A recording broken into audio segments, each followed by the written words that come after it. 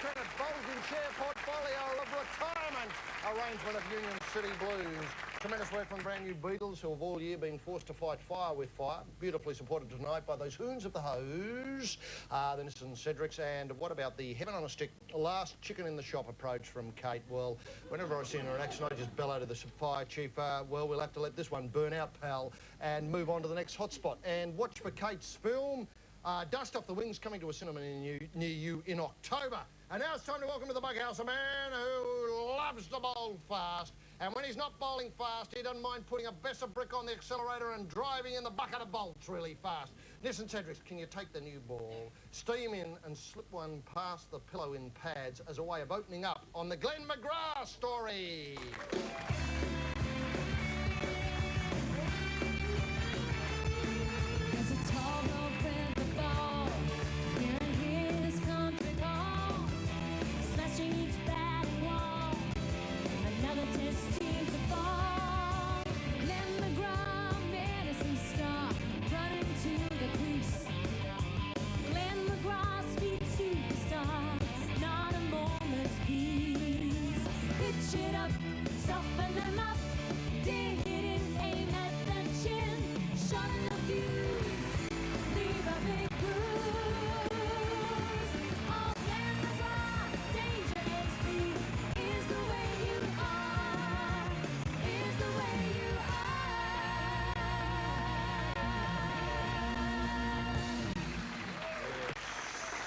Thanks very much for coming in, Glenn, and let's remind people of recent adventures of yours in England.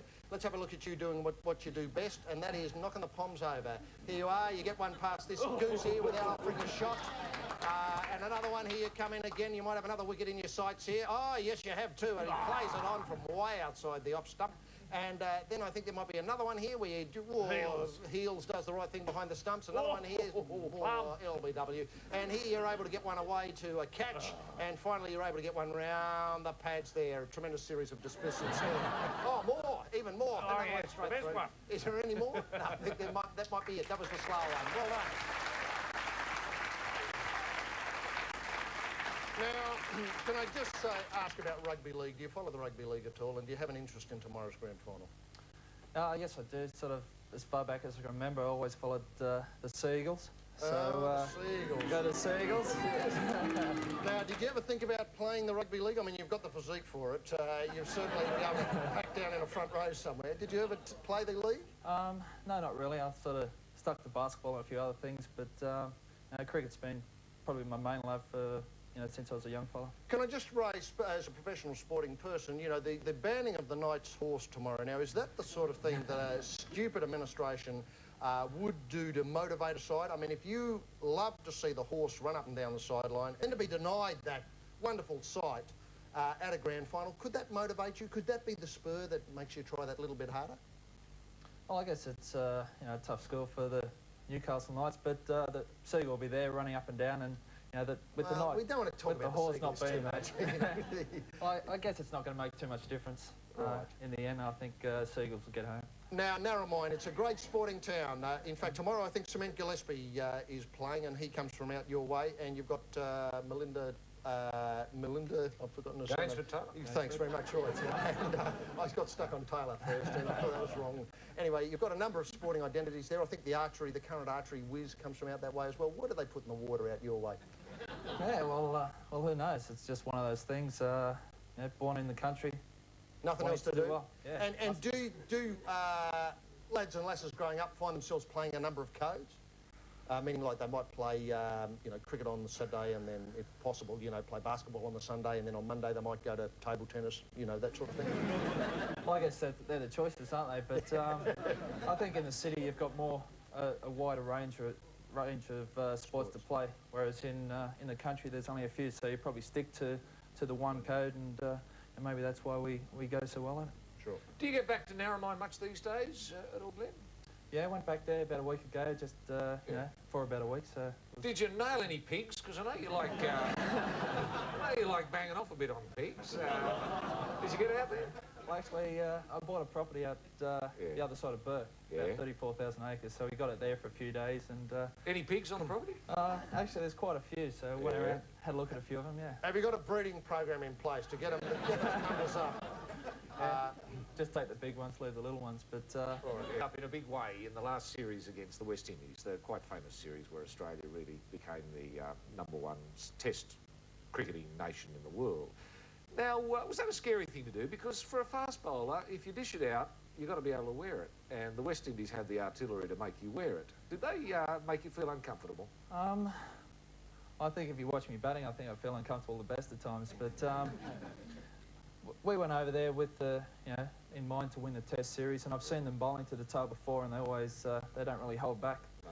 So we thought we'd get in first, especially with Steve Waugh feeling it mid-off, mid-on. He was in my ear the whole time, because I think he's got plenty over, since he's been batting, and he was keen to get back there, and so that's the way we approached it just from ball one sort of thing. Seriously, how worried are you when you go out to bat and say you've got GʟᴇİR Ambrose, who's pretty fired up?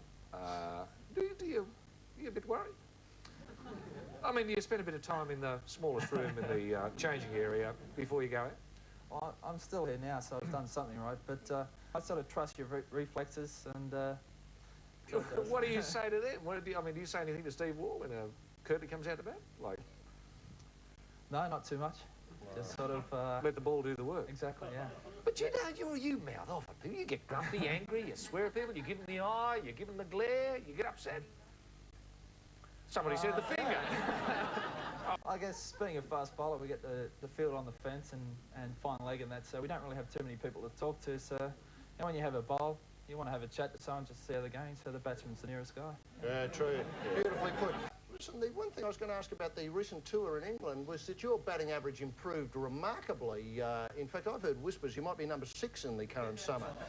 Is there any truth to these rumours? And what are you doing right over there? Or is it just the paucity of the Pommy attack at the moment? I guess that's probably one of them, but that was a little bit disappointing to get out in the last innings there. Sort of cut my average in half, and at the time I had an average of 25, which was higher than Mark Waugh, so I was pretty happy with that. I think he was the only guy smiling when I came in the room afterwards. One piece of fallout of the recent tour was, I think Tubbs came out and said that this was the greatest team ever, comparing it with the Don Bradman Invincibles and, obviously AB side in '89 or whenever, and, a couple of sides Chapel left, which caused a lot of talk in Australia. And I put it to you that in 50 years' time, in 40 years' time, in 20 years' time, in 10 years' time, in 5 years' time, in 2 years' time, we will not remember one player you played against. Whereas we still remember some of the players that Don played against and AB played against. I mean, I think that was Tubbs just being a bit too quick, a bit too hasty. Yeah. What are your thoughts on that? Well, I guess a lot of people said the competition we play against isn't what it used to be, but, there's still a lot of good players out there. Like who? Like who? Look, I think I speak on behalf of all Australians when we love to see a touring side and an exhibition of a man kicking a dog, and that's what we've got over there. And I think you've got to say, and I've said it before, and I'll say it again to you, Glenn McGrath, because I know I'll go to the top having said it to you. We've got to say enough is enough. England, thanks very much for inventing the game. Now off you shoot till you've got a bloody team and compete us or get near us. I mean, I've heard that side favourably compared with the United Arab Emirates top 11. Well, you never know. That's probably why we lost the first test, to make it a little bit tougher for ourselves. But, I was just blowing the odds. Brian Lara was recently, a few years ago, maybe 18 months ago, regarded as the best batsman in the world. Now, he's your bunny. How often have you got him out? 7 times? Yeah, I think 7 times all up. 5 times here last summer and 2 in the Windies. So. What does he do wrong? Do you look forward to him coming out? Oh, no, I hate it. But, I look forward to him coming out. He's the type of batsman I like to bowl against. I guess my style of bowling probably suits bowling to left-handers more so than right-handers, and the fact that he's quite an aggressive batsman, and he'll play his shots, which in turn means that he could get out or he could go for a few runs. So has he got an attitude problem? I mean, I find him pretty hard to wear. I mean, do you spend much time with him socially at all?